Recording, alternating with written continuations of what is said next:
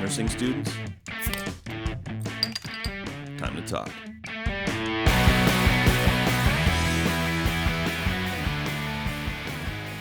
Welcome to the Real Talk School of Nursing Podcast, Season 4, Episode 4.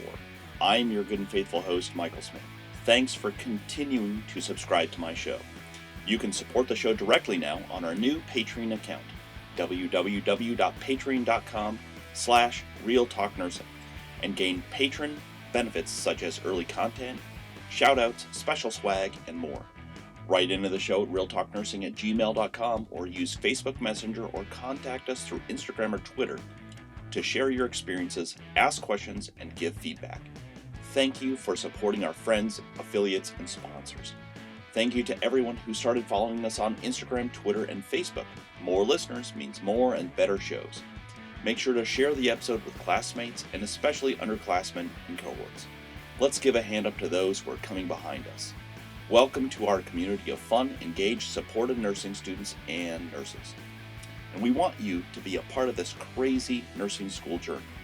Don't forget to reach out and let us know if you have any announcements for graduations, good grades, difficult tests, friends who want to help congratulate, and your announcement will be featured on the show. If you like the show, the Real Talk School of Nursing podcast is available on iTunes, Google Play, iHeartRadio, Libsyn Web Player, Stitcher, YouTube, Spotify, and SoundCloud. So go to wherever you download podcasts, subscribe, rate us, review us right into the show, smash that subscribe button, and remember to leave only 5-star reviews because that's the only ratings that count to get us noticed by more nursing students. Thanks for hanging tough with me as I recovered from some hellacious ER shifts and getting sick this past weekend. I have a great show for you today, so stay tuned to the end of the show for the announcement of our Round 2 giveaway.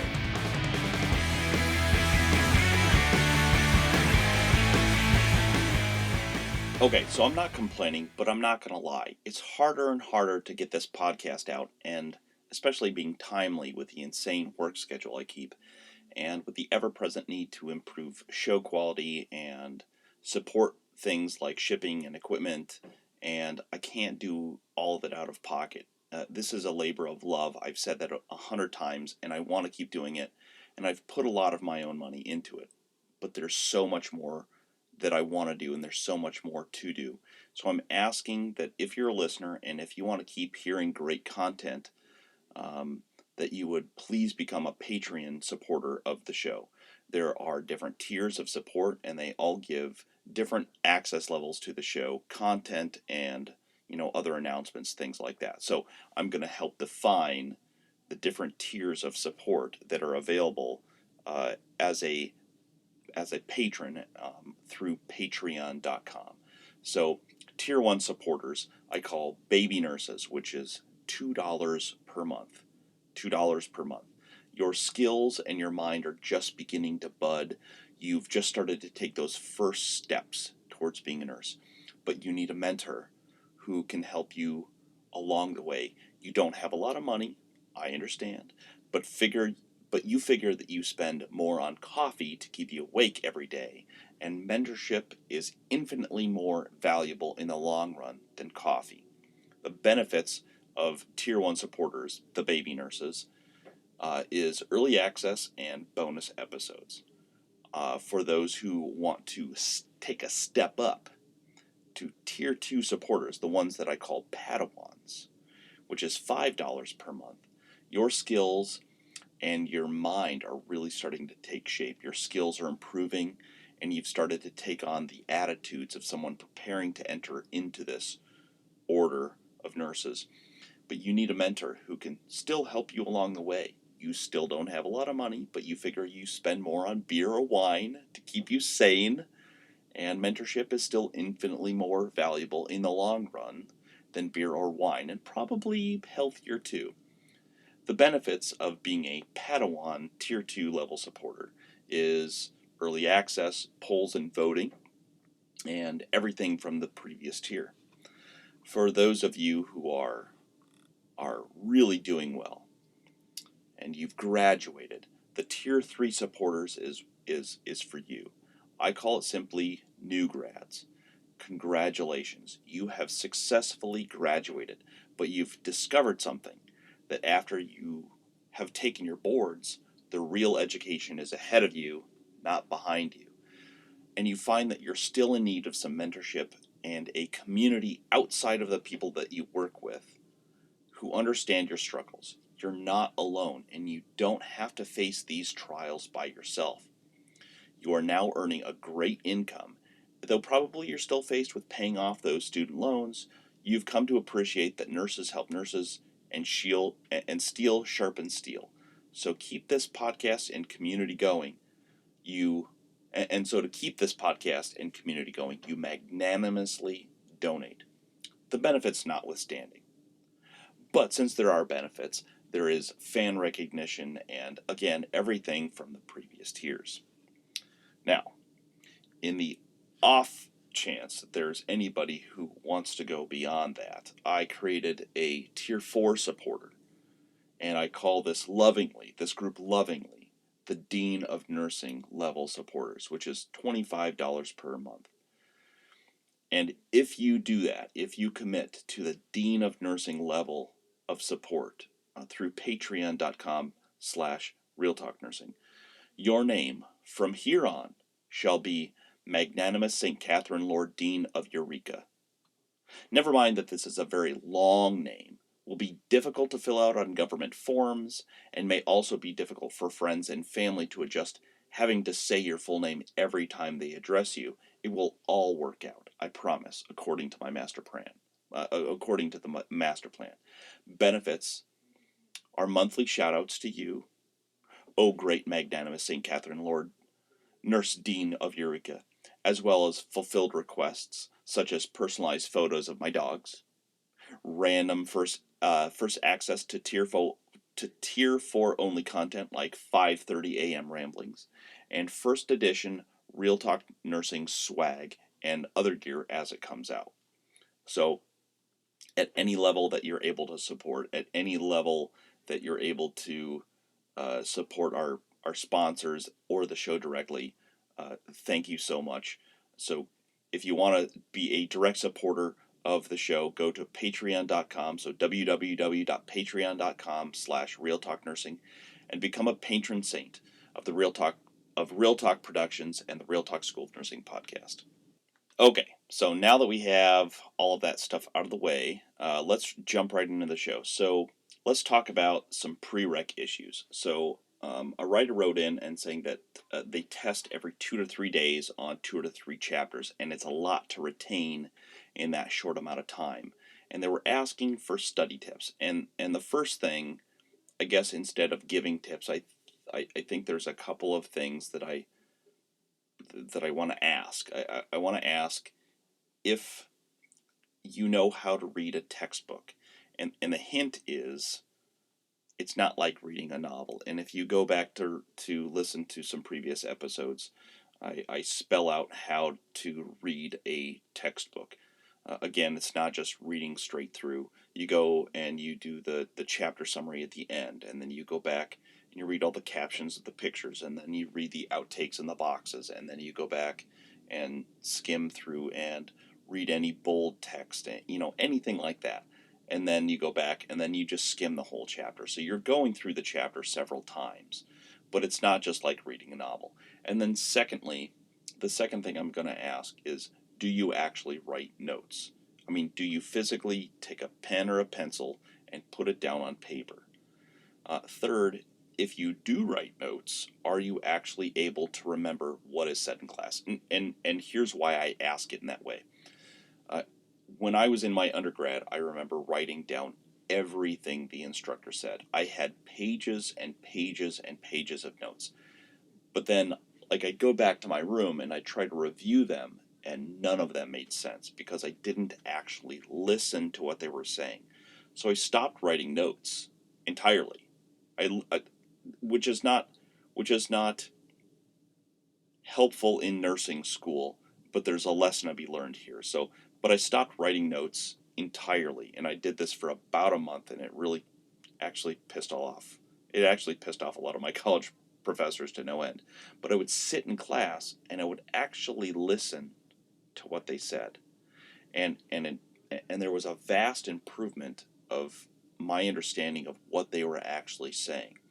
And so when everybody else was scribbling everything down, like their lives depended, like their lives depended on it and the future of their children depended on it, I sat with my hands folded on my desk, my eyes and my ears open, and listened. And all the instructor saw was that everyone else was scribbling notes as fast as they could, and I wasn't, and that kind of ticked them off. Uh, but but I could better remember what they said and think about the concepts that they were explaining rather than just writing.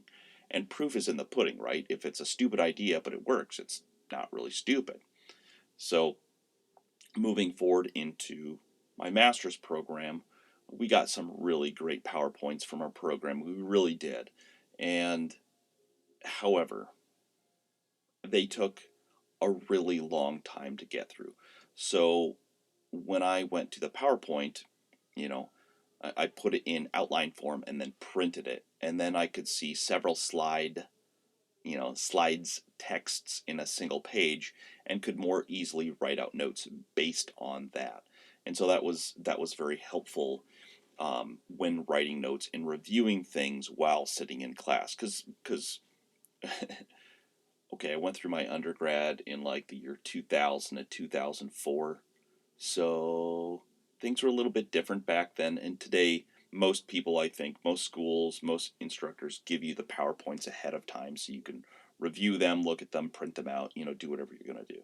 So, I understand that things are a little bit different now, but I think there's still something to that memory aid of writing something down because that's two different modes of learning. So you're listening, you're writing down, and then you go back and you read it. And so that's three different ways that you're trying to imprint that knowledge into your brain. You're giving your brain three different opportunities to absorb that information. And that's really important. I can't stress how important it is to actually write things out. Okay? If you're going to listen during a lecture, maybe record it and then write notes afterwards. You might want to actually read stuff out loud as well. I'll illustrate my point with this anecdote. Uh, like, have you ever parked your car? Here we go. Have you ever parked your car and then gone into a store or something like that, and then you think, crap, did I lock my car? Because the action is so automatic that you would you reach in your pocket or you reach in your purse if you're a purse carrying type, and you click the little button on the key and it goes boop boop, you know and you walk away because that's just automatic, because you're thinking about whatever it is you're doing, and so you're distracted and you have no actual memory of locking the car. You probably actually did. So, and I hate that feeling. I hate that feeling. I can't tell you how many times I'd get up into the classroom as a student, and then, and then I think to myself, I'm like, God, did I lock my car? And then God dang it. And then walk the however far it was back to the parking lot, and I get close to my car and boop boop boop. Yep, okay, it's locked, and then walk back in. What a complete waste of time, right? Um, And so what I started actually doing was saying, when I locked my vehicle, I locked the car. And what that did is that triggers an actual memory event. And so if let's say we're starting from scratch, right? So you are going to listen to a lecture. If you did some reading beforehand, or if you skimmed at least, or if you skimmed the PowerPoints, that's two. Okay, so you've skimmed the PowerPoints, you've listened to a lecture, you've written down notes while you're listening, or at least um, written down notes while listening to a recording of the lecture if you have that option. So that's three or possibly four. Um, and then you're going to go back and you're going to read the chapter. You're actually going to read the chapter, so that's five. And then you're going to read some of your notes out loud, so that's six. And then, any kind of discussion or any kind of assignment that you have that's associated with those readings and the lecture, Well, that's 7, so that's giving your brain seven different memory events in order to retain and record the information that you're going over, versus you just sitting in class scribbling as fast as you can and not listening to the person in front of you. That gives you basically 1, maybe 2 if you are reading the chapters, and if you're reading them like a novel, you're probably getting to like page 1 and falling dead the F asleep like I did. So give yourself those extra opportunities. Even if you don't do all 7 or 8 or 9 or however many times you're able to do it, give yourself the opportunity to actually retain that information by giving your brain multiple attempts to retain and record the information, not just the singular event of being in class. One last thing. I wrote notes in pen colors other than black. I think, and I read a study a number of years ago now, where you retain more when you can also associate a color as well. And the study that I read a number of years ago stated that students have better recall when writing with a blue pen than with a black pen. And it's also some of the reason that like textbooks have like bolded concepts in different colors, I think. So I hope that's enough to get you started. Don't forget to stay tuned to the end of the show to see if you're a winner of round 2 of our Real Talk School Nursing giveaway.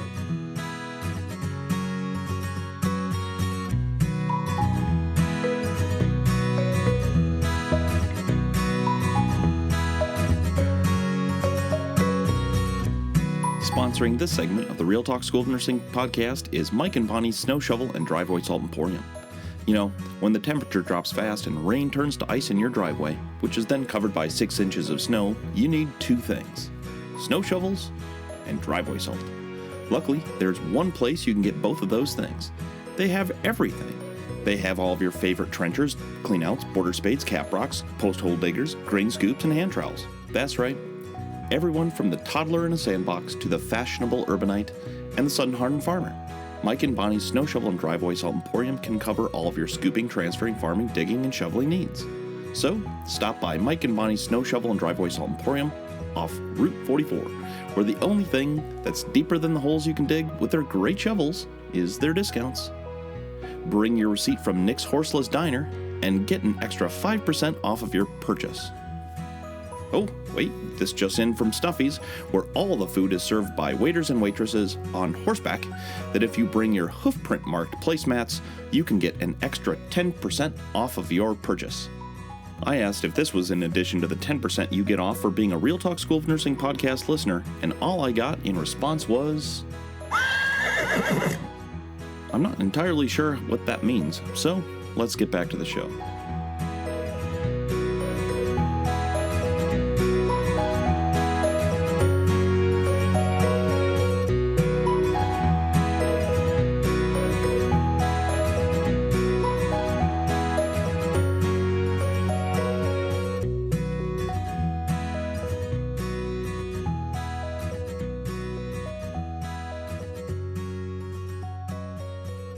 Okay, well, welcome back. So, on to the nursing school segment of the show.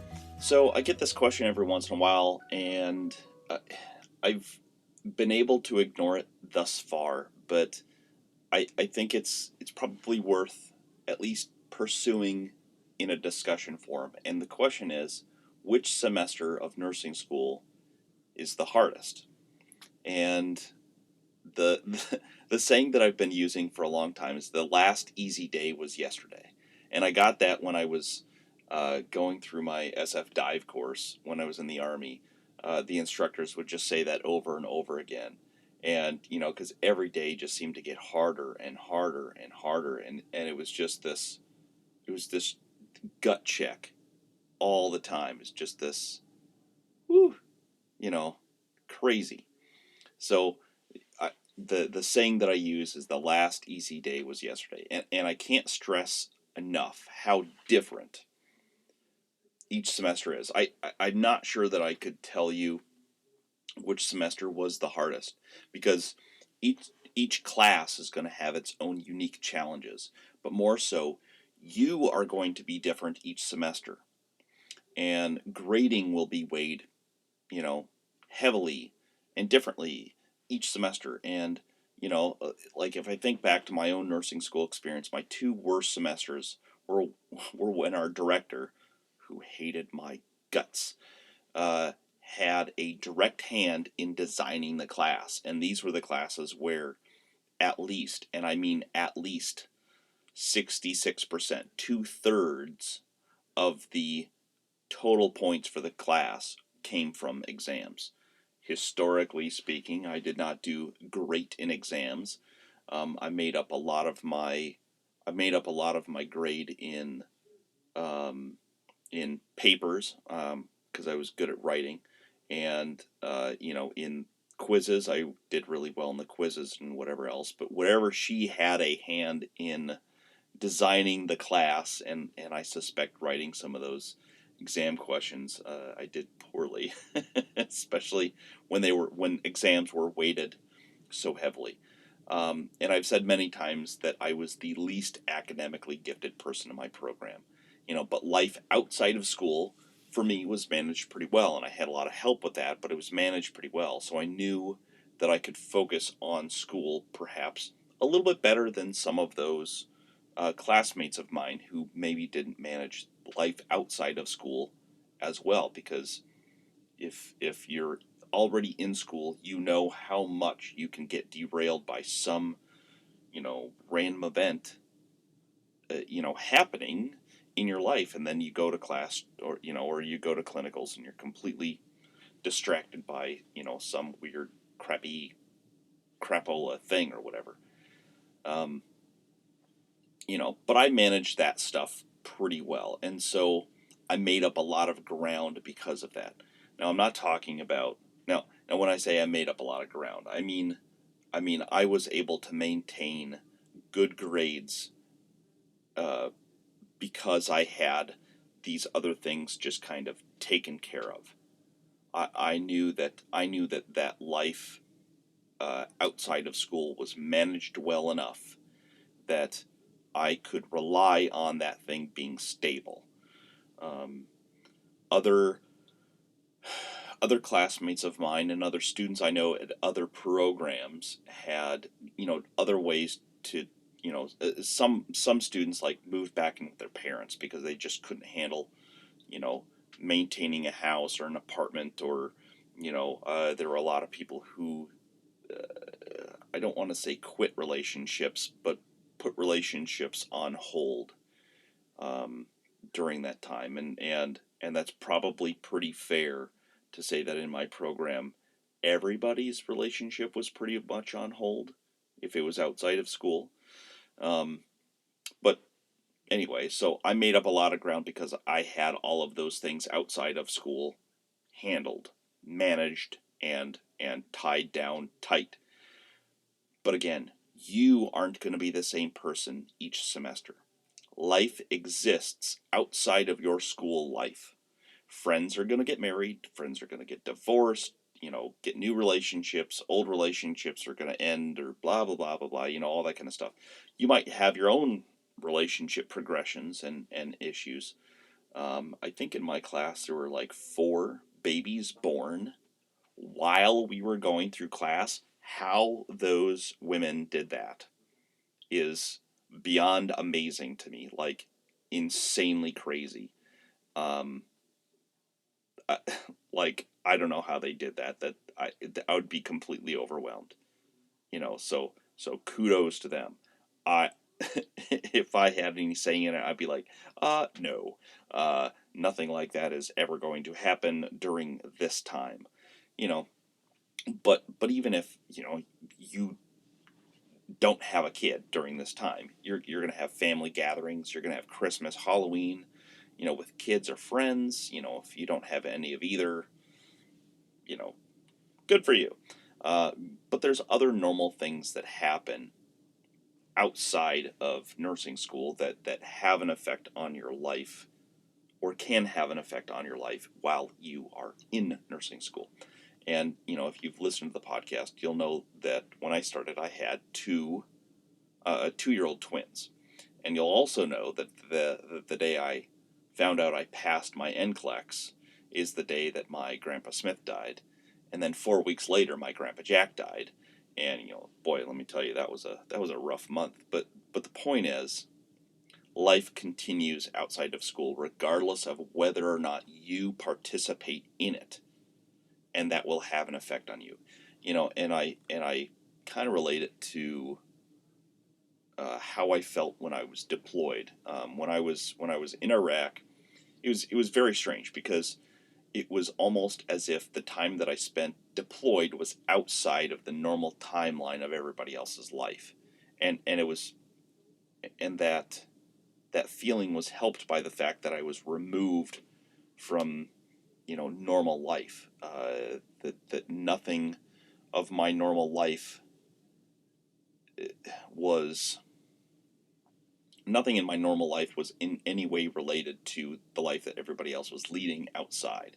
So I wasn't even in the same country. The life that I was leading had no reflection, had no, basically nothing in common with anything that anybody else was experiencing in my life, in my normal civilian life at the time.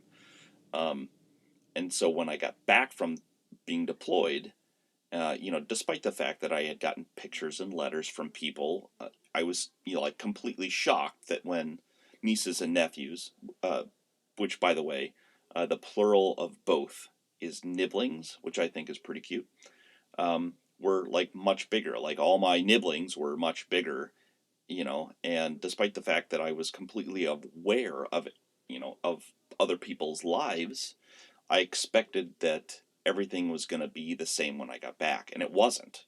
And I wasn't the same either. So, you know, nursing school is going to be difficult not just because of the content. Nursing school is not going to be difficult because and the difficulty is going to change because you are going to change. And nursing school is going to adapt to your needs to push you the entire time.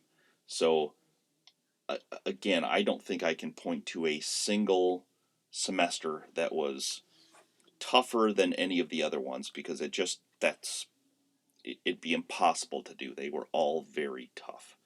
So, so on to the next thing. Somebody asked me about some other resources and podcasts and stuff like that, and you know, I, nurses help nurses, and all that kind of stuff. So I don't mind uh, shouting out to some other people who are out there. I love podcasts. It's one of the reasons that I came onto this one in the first place. But when I was in school, I, I, I think the first nursing podcast that I listened to was the Real Talk School Nursing podcast, and that led me to NRSNG. But they were really, I mean, if Ben and Greg were inconsistent when it came to publishing uh, uh, podcast episodes, NRSNG was by far worse. Um, but John had been at it a while, and so he had a pretty good library of things to listen to. Um, but even so, like going back and listening to stuff was mainly like point of interest kind of thing. So like if I needed something content based on X that I could listen to in the car on my way to school, I would listen to that. Um, One of the things that really bothered me about them is that they, and still to this day, if they do a video or something like that, their sound quality is just, I'm sorry, it's crap. And eventually, I gave up on their podcast because uh, it just wasn't there. The quality wasn't there yet. Um, and again, Ben and Greg were their sound quality was much better, and they were funny. And but I used NRSNG very heavily with their online content, and that kind of stuff. And I was an early adopter of theirs, so I'm a lifetime member and all that kind of stuff. Um, but again, I listened to the Real Talk School Nursing podcast the most, and I felt like their podcast spoke closely to my experience as a person going through school, not just as a student going through school, because they talked about their life. It's all the stuff that they don't teach you in nursing school, and part of getting through nursing school is the stuff that's outside of school. And though they haven't done a podcast for a while, I loved Refreshments and Narcotics, and I really like their Instagram account too. I recently found Q the Nurse. He's fantastic. So shout out to Swardik or Q. What's another one that I like? I like PJ Medcast. That's a pretty good one. That's a little bit different take. It's not nursing focused. It's a little bit more field focused. But there's a lot to learn there too. So that's a good one. Let's see. So let's move on to the next question for nursing school, the meat and potatoes of the show here. Let's see. Let me think. So let me pull this one up here. So I just finished my finals, nursing school, first semester. Okay, sorry. This is obviously like a English as a second language person, but they wrote in and and because I'm in one of the same groups that they are, and they said I just finished my I'll paraphrase. I just finished my finals, nursing school first semester, and they were feeling shamed by being in a support group because they don't have straight A's anymore, and they got their first C in their life, and they're praying and hopefully overall they'll get a B. And my my answer to that is get over it. Nursing school nursing school is going to clean your clock. It will expose every weakness that you have and probably help you develop a few other ones too. So, it's going to test you, it's going to chew you up, it's going to spit you out, and all you have to do is you just got to make it through. If a C is going to get you through, fine. Fine. Nursing school, I think there's enough of you people out there who have seen the sayings as nursing school turns straight A students into glad to pass students. It's totally true. It's totally true. If a C gets you through, fine. If a C, a C doesn't mean that you didn't learn anything, does it? You still have those resources available to you. And just because you didn't learn it super well before the exam doesn't mean that you won't, that given a little bit of time, you're not going to better understand it or have some experience that's going to give you a broader understanding of the concept that you were supposed to learn. Sometimes, again, I've made reference to it before. Is putting all the ingredients into a for cookies into a bowl isn't going to give you cookies. It just gives you all the stuff into the bowl. You got to mix it up. You got to give it some time. You got to bake it. You know, that's how you make cookies. You can't just get all the stuff and just dump it into a bowl and there's cookies, right? So it takes a little bit of time. Um, and But a word of warning: you're not just trying to pass classes. No, and to further that, no one actually gives a crap what grade you get. The only person, you know, that matters to might be you. And that might be a point of pride.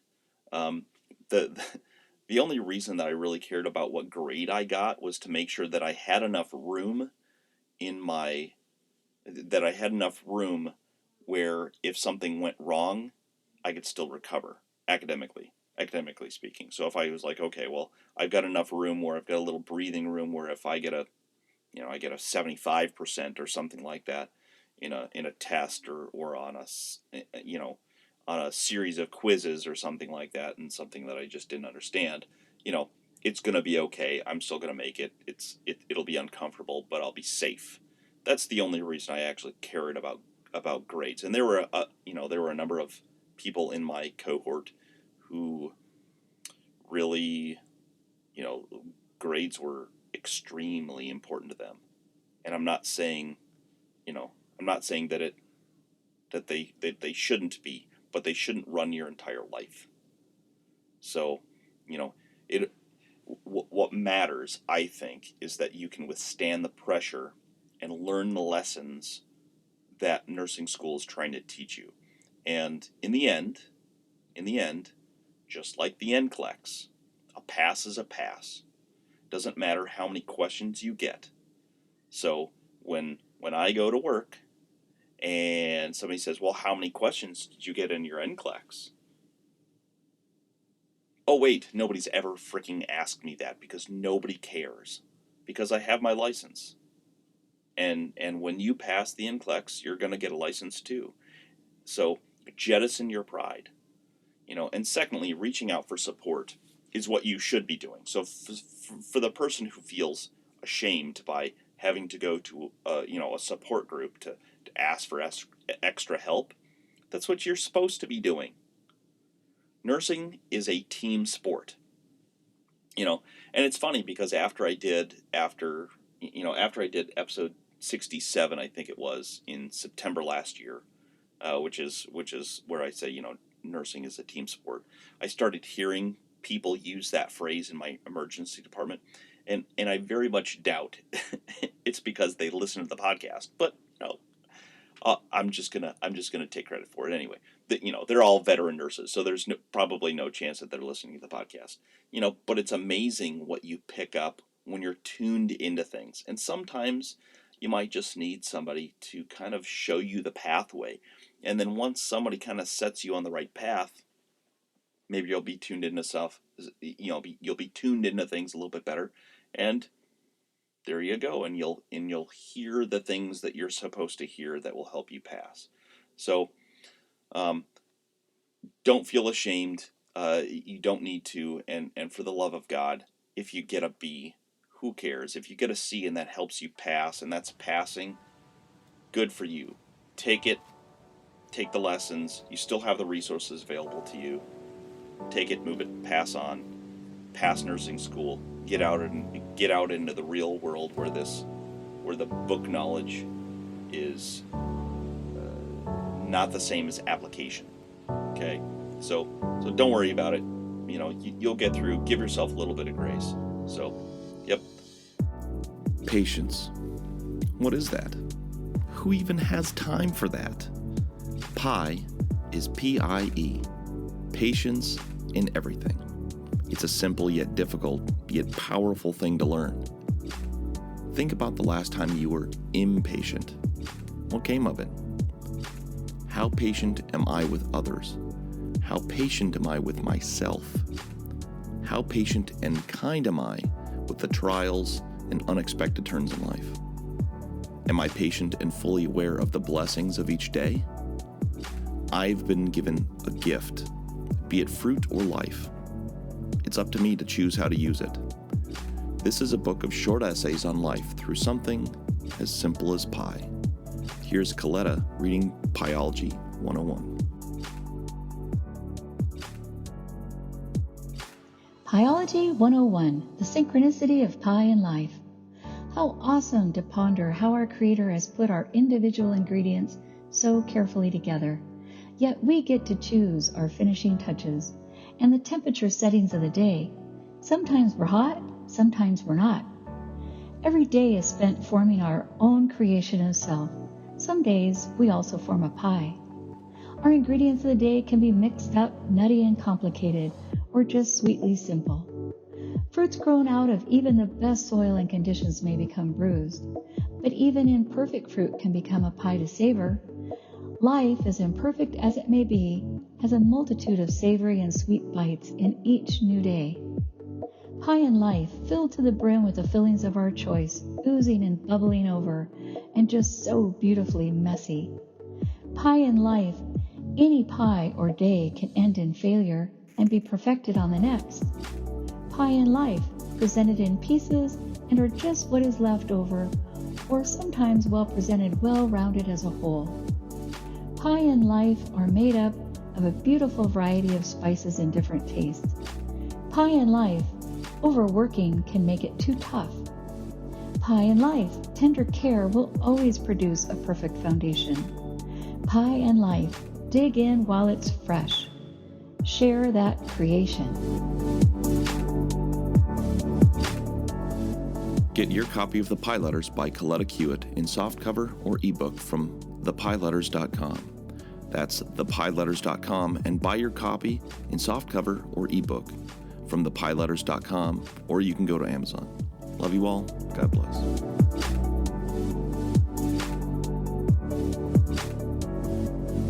You're listening to the Real Talk School of Nursing podcast.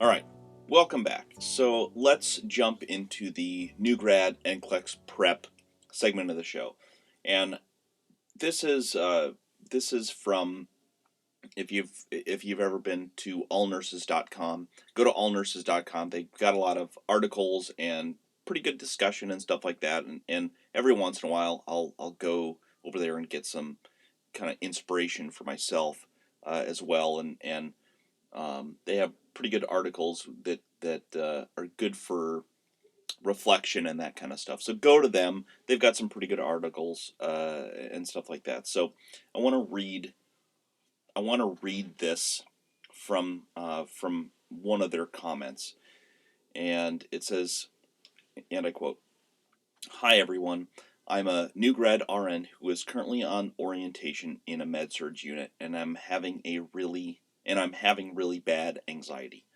I have already gotten upset and cried a few times in front of my coworkers, and I was very embarrassed, but I could not help myself. I keep thinking that I am going to get reprimanded for making any little mistake, and I honestly think that it is residual from nursing school, because I had a horrible experience that emotionally damaged me. I recovered a few months after I graduated, and I was starting to feel good about myself, but I think that anxiety is creeping back in.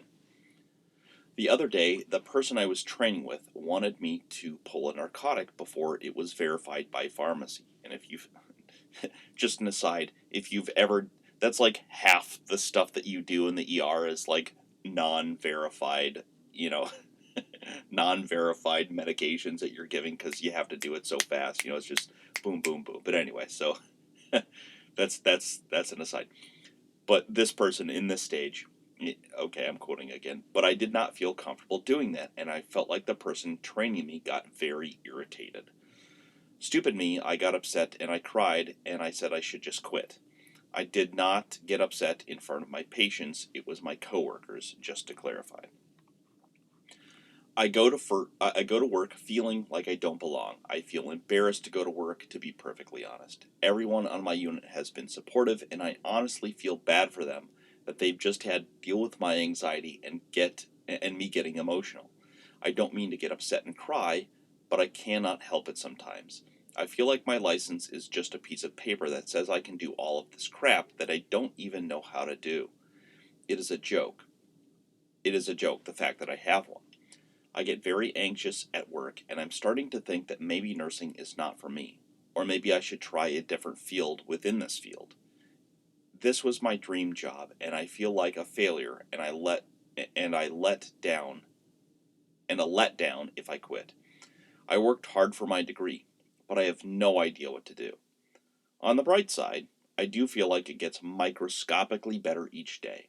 Some days have been better than others. I do feel more organized and like I'm getting the routine down, but I am still forgetting little things here and there are still a million things I don't know.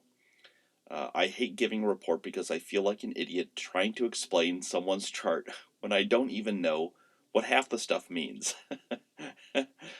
I'm on the verge of giving up. I think the only reasons I'm hesitant is because this was my dream job, a job at a big name hospital, and I need the income to support my family.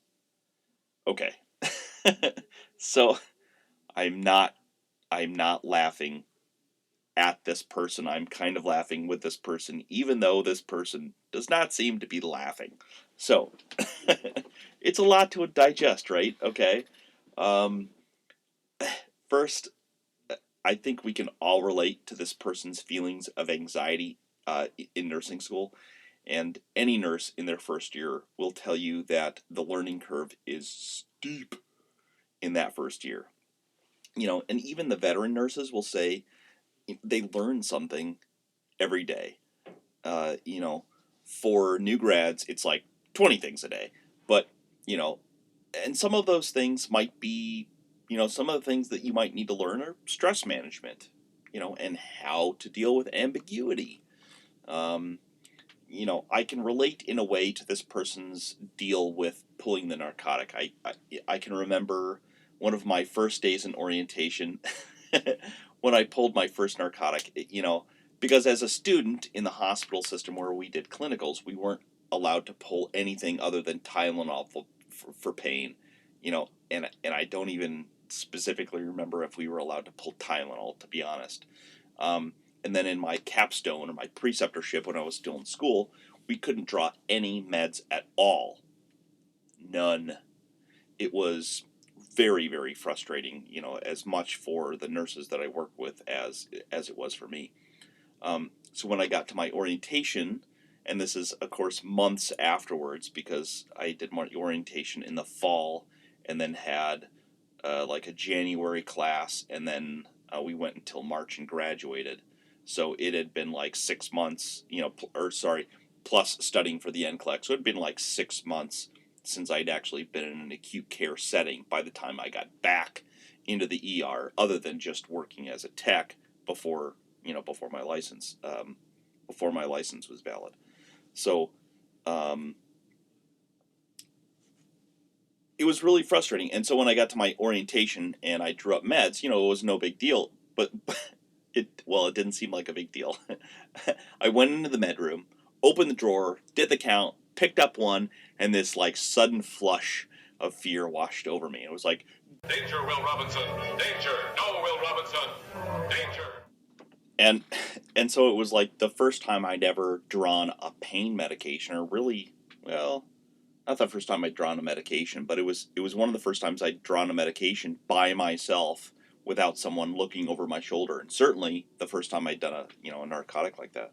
So there's no safety net. I just had to grow up. That's all there was to it. You like at some point you just gotta grow up.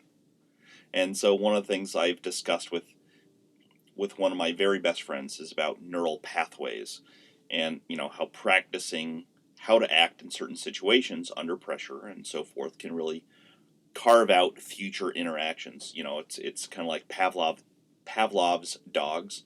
Remember that in psychology, the bell rings and they'd get fed, and so anytime a bell would ring, they'd start to salivate because their neural pathways have been trained. And I discussed the idea that nursing school, because of the purposeful and extra stress they put on students in order to test them, they're creating these neural pathways or behavioral habits in these students to tend toward panic and anxiety. And not everybody is going to get shut down by this fear, but some will, and that's pretty scary, I'll tell you. But I often felt like nursing school was turning rational, intelligent, and well-adjusted people into these little stress bombs who would be gripped by panic under normal circumstances, normal situations, because that's the way that they had been conditioned. And it doesn't have to be, and again, it doesn't have to be stressful situations. It's just normal stuff.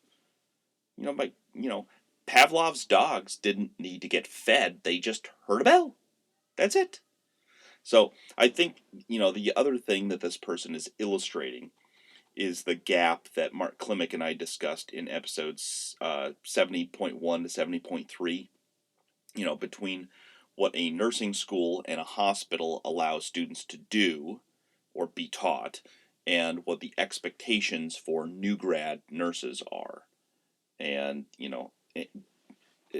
but anyway, so that illustrates that gap as well. So I think that just adds further validity to what he was saying. But I think there's a greater point. This person is probably was probably very academically gifted. I kind of sense that this new nurse was probably great at school. and things came very easily to them. And maybe even clinicals went well because there was some kind of safety net. But I'm telling you, being a nurse is different.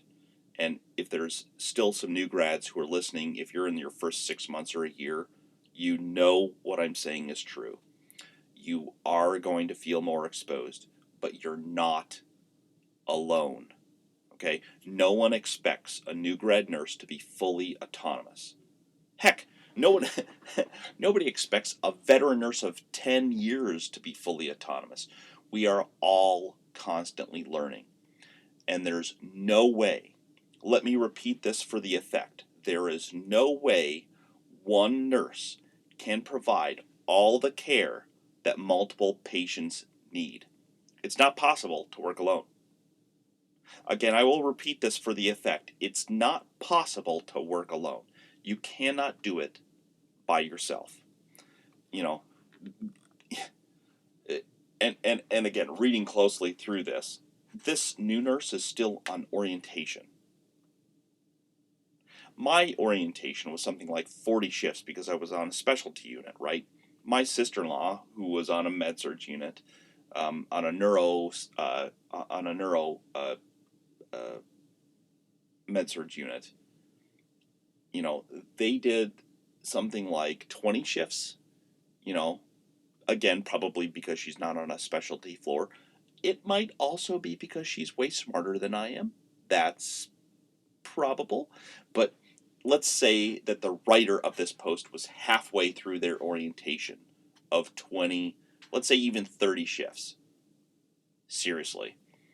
She's 10 or 15 shifts in and hasn't fully adjusted. Duh.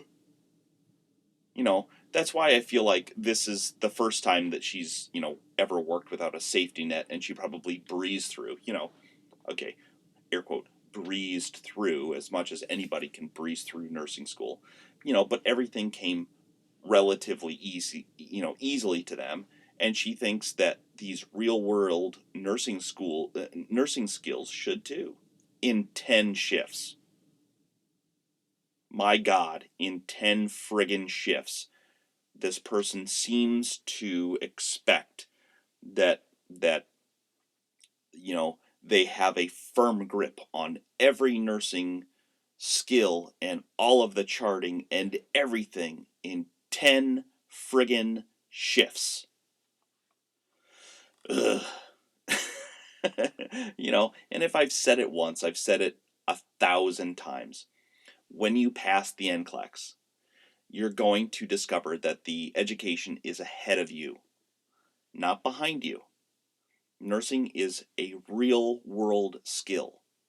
It's not in the tests, it's not in the papers, it's not the NCLEX style questions or the select all that apply questions. That's ridiculous. There will be a dynamic person in front of you with a medical history that might even confuse and confound the providers, for the love of Pete. You know, it's like I was working with this one doc in the ER, and she's hilarious to work with. She's got a great sense of humor, and let me tell you, when it's 3 o'clock in the morning, she keeps everyone awake with her laugh. You know, in the good way, not the bad way. But I came back to her with this patient that I said, and I was just like, I have no idea what to do with this patient, you know. And she just responded, "Heck, I'm not sure what to do, you know, yet. I don't know what my plan is yet. Who could possibly expect you to?" You know, and I couldn't tell, I couldn't tell you what we ended up doing. You know, I probably threw everything in the wall just to see what would stick, you know, like you're just going to do all of the tests. You're going to do one of the things that I say a lot at work is like, I'm going to do all the stuff and the things, you know, so I'm going to start the IV. I'm going to do all the blood tests. I'm going to, you know, all the ones that make sense. You know, if there's no chance of, liver failure or something like that. I'm not going to do a hepatic panel or something like that. But, we're going to do a head CT and a chest CT, and we're going to do a blah, blah, blah, blah, blah. We're going to do all the stuff and the things, but we probably did it all, just to see what we could find, which is kind of unfortunate because a lot of the problems that this person was having, I think, was like super chronic, and there was nothing specific that I could latch onto from an acute standpoint to help them. It was all of these old things that had just kind of been there forever, you know, and that's what I mean. Like, nursing and medicine is way too complex, and you're not, you know, patients are difficult, and the nursing skills that you're going to need to develop as a new grad are not going to just manifest in the first half of orientation. Medicine and nursing is just, it's complex. You know, uh, there, the skills that you're going to need aren't going to manifest in the first year. Heck with orientation, they're not going to manifest in the first year. They may not even all manifest in the first decade. And the most common to illustrate this, the most common thing that I hear in my department, other than the ambulance line ringing, is, "Wow, I learned something every day." And it's true. The most experienced nurses learn stuff every single day. So, if you are feeling like this, here, let me take a pause because I need to wet my whistle here. So, here's my advice. Don't compare yourself as a new grad to nurses who have been on the floor for a year. That's not fair. They've learned for a year. Compare today you to yesterday you. So as long as you're not making the same mistake 2 days in a row, well, okay, let me rephrase. You can make the same mistake twice in a row, because some skills, some things take multiple iterations to learn. So don't take it literally, but just don't make the same mistake time after time after time, right? That's what I'm saying. So compare today you to yesterday you. Give yourself some grace. You're new. You need to learn things. Give yourself time, and give yourself more than once to learn something. Again, like I was saying, after, great example. After my 4th or 5th bedside cardioversion, I finally feel comfortable doing it by myself. And probably the only reason I did is because, before the first one that I did by myself, I had my old preceptor. He saw what was going on. I just, and he goes, "Hey, do you need anything?" I was like, "Absolutely. Would you walk me through? Would you walk me through some of this? You know, one more time." And he's like, "Duh," you know. And because there's a lot to do, right? There's a lot of little steps, and there's a lot to get ready, and it's an important function. This is an important procedure for this person. Um, and so my old preceptor, came and helped me out, and uh, we had to do it quickly. So, and he was able to help. So, I asked him to guide me through just, correct charting and consent paperwork and whatever. And he was very happy to do so. And literally the next shift, I think that was like the last thing I did on, say, shift 1, and it was the first thing that I did the next morning, or at the beginning of my next shift. Morning is kind of irrelevant when you're working nights, but and after it was all done, and I did it by myself, and after it was all done, I went back to him and I thanked him, and his response was, "That's just how we do it." And the doc was really happy that everything was ready so fast. But let me stress this point. I didn't do it all by myself, despite the fact that I set everything up, and I was the only nurse in the room during this cardioversion. I didn't do it all by myself because I got help with my other patients from other nurses while I was doing that cardioversion. Because we can't do it alone. So I don't know how to end that better. So you can't do it alone. Let's just end it right there. Are you tired of the same old badge reel? Do you have to wear the same scrub color as everyone else? Are your undershirts boring and kinda stinky after wearing your lucky shirt through 5 in a row 12s? You can wear your personality in other ways. Go to badgeladybynerdwear.com and check out her massive selection. Tell her you're a Real Talk School of Nursing podcast listener and use the promo code REALTALK20 at checkout for 20% off your order. Expect 2 to 3 weeks for custom orders and a few days depending on her actual job schedule because she's a real nurse to get your badges made and shipped. I know you'll treat her like your best friend at clinicals, so go to badgeladybynerdwear.com and order the coolest custom and original badge reels out there. Go to badgeladybynerdwear.com and use the promo code REALTALK20 for 20% off your order. That's badgeladybynerdwear.com and use the promo code REALTALK20 for 20% off your order.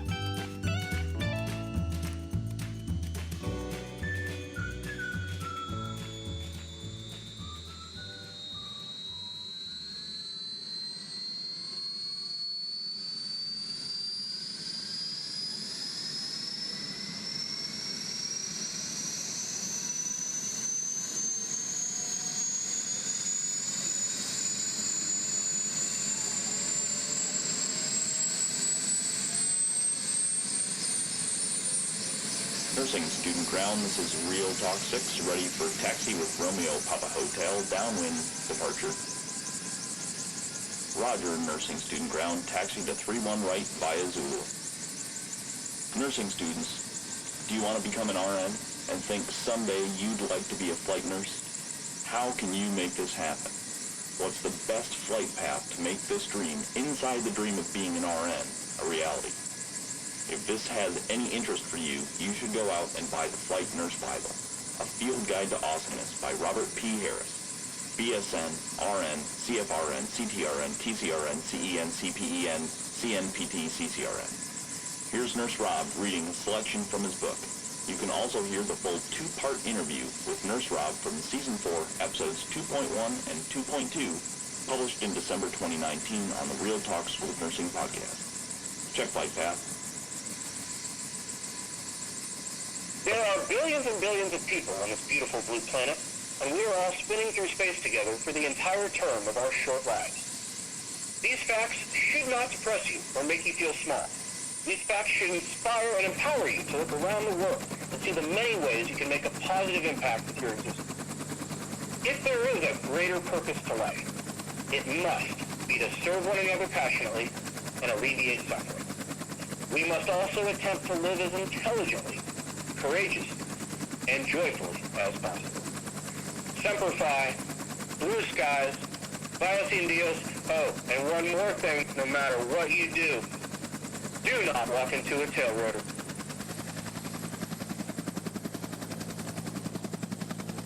Nurse Rob has a great preview on the book on Amazon.com, and you can connect with him directly on LinkedIn by searching for Robert P. Harris.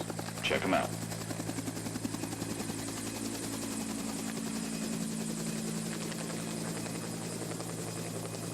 You're listening to the Real Talk School of Nursing podcast.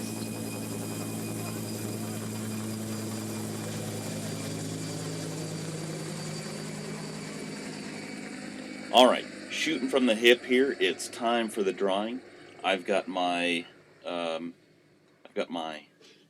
super expensive Diet Coke box here that I've been using for all the giveaways recently, and it took me like 4 hours to go through.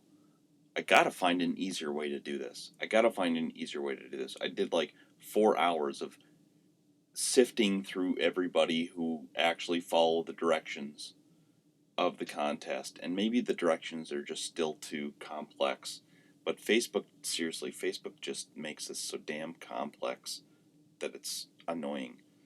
But I actually did get a lot of entries, and so I have quite a few entries in the box here, and so we're just gonna reach in. And oh, by the way, so I had 3 bottles essentially left, right? So I had the red bottle, I had the blue bottle, and then it didn't make it into a lot of pictures, but I have the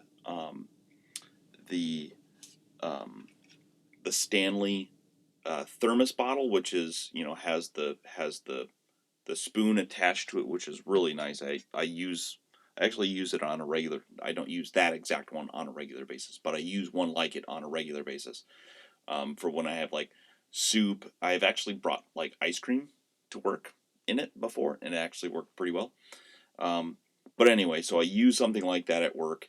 So I'm just gonna do all 3. So I'm going to draw all 3, and it's gonna be first come first serve. So the first person of the 3 that I of the 3 that I draw, if you write in, you know, and you're first, you got the pick of the litter. So I'm just gonna pick 3. It doesn't matter which order I draw them in. The only thing that matters is how fast or what order that you contact me back in. And you can contact me through email at realtalknursing@gmail.com, or you can contact me through Facebook Messenger or Instagram or Twitter. Any of those things works. It doesn't matter. So when you get back to me, you can choose whichever of the 3 that you want. If you look at the pictures online, you have the red Yeti, the blue Yeti, the red Yeti bottle, the blue Yeti bottle, or I've got a stainless steel Real Talk School of Nursing Stanley with spoon thermos bottle. It's awesome. It's let's see. Yeah, the 18 ounce Stanley thermos bottle with spoon. And so it doesn't really matter where or how you contact me. I don't care. So let's just draw these things up. Let's get going. Let's see if we can do these things. The only thing that I ask, and I ask this very humbly, is that when you get these things, let's, you know, make a couple of posts for me. You know, show yourself at work enjoying, frolicking about with your new gear and stuff like that, and use the hashtag Real Talk Nursing. That's all I ask, is that you make a couple of posts, you promote us, you know, you tag some friends or something like that. You know, just these things are expensive, and it's coming out of my own pocket, so, you know, I'd appreciate a little bit of help with this. Just helps with, you know, keeping this thing rolling, right? All right, so, sorry. It's a lot of talk for not a lot of action here, so let's get going. All right, so, let's see if we can... all right, we got here. All right. Oh, shoot. Dropped one out. Hold on. Put it back in the bottle. All right, sorry. Put it back in the box here. All right. So, the first one I have is from Instagram. It's Cole McMechen. I think that's how it's done. ColeMcmEchen. So that's from Instagram. So you are the first winner, or one of the 3 winners of round 2. I think it's Cole McMechen. That's how I'm reading it. All right. So let's go for the second one here. And I think this is, I forgot to write this one down, but this is Nursing Student Mommy. See, okay, for people who are choosing nicknames or screen names or tag names or whatever you want to call them, you should make it easy like this for me. Make it super easy for me to read, because I'm dumb. So make it easier for me. So Nursing Student Mommy. So the first one is Cole McMechen. The second one is Nursing Student Mommy. And let's see if we can get the third one out of here.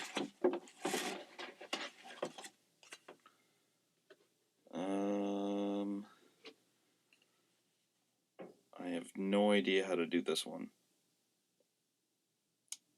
Epencali? Epencali.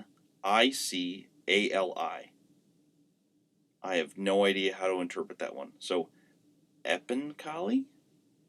So, all right. So our three winners for round 2. These are the 2 bottles, which if you've been keeping track, means that I have 2 of the soft side coolers and the Yeti Camino carry-all bag left for however many rounds I'm going to do. Probably 3, 4, 5. I'll probably do 1 each or something like that, because these are freaking humongous and very, very expensive and very, very, very nice. So I will probably give you guys some time to enter and get all this stuff, because these things are friggin' expensive. So our 3 winners for round 2: Cole McMetchin from Instagram, Nursing Student Mommy, who I think is from Instagram, and Epencali, Epencali, Epencali,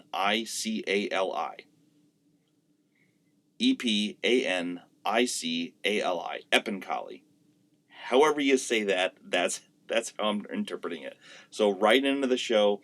Make sure you let me know that you're one of the winners, and first come, first serve. So if you want the blue Yeti or the red Yeti or the Stanley first, you got to write in first. So I'm going to be publishing this in probably about 2 hours after I'm done recording and editing and doing all that stuff. So first come, first serve for one of the 3.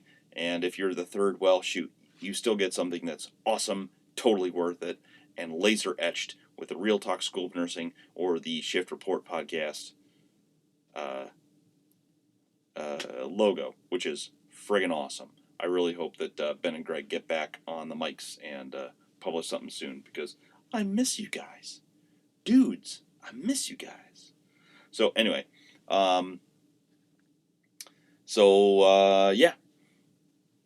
Let's shoot me an email or shoot me a text through Instagram, Twitter, or Facebook Messenger, and let's get these prizes out to you guys. All right? Love you. It was awesome being back with you today. Thanks for listening. Thanks for your patience, and thank you for helping me keep this podcast going. If you want to help directly, you can support us on our Patreon account at www.patreon.com/Real Talk Nursing for just $2 a month. There's more to nursing school than just content. This podcast is all the stuff they don't teach you in nursing school. This Real Talk School of Nursing podcast is a Real Talk production. Sic semper tyrannis, facta non verba. Good night, Steve Cannon. Wherever you are. Annyeong kasayo. Now you go home. If you like the show, the Real Talk School of Nursing podcast is available on iTunes, Google Play, iHeartRadio, Libsyn Web Player, Stitcher, YouTube, Spotify, and SoundCloud. So, go wherever you download podcasts, subscribe, rate us, review us, write into the show, and smash that subscribe button. Remember, only leave 5-star reviews. That's the only rating that counts to get us noticed by more nursing students. Write into the show at realtalknursing@gmail.com or on Facebook Messenger. You can also join us on Facebook, Twitter, and Instagram. We're building a community of fun, supportive nursing students, and I want you to be part of this crazy nursing school journey.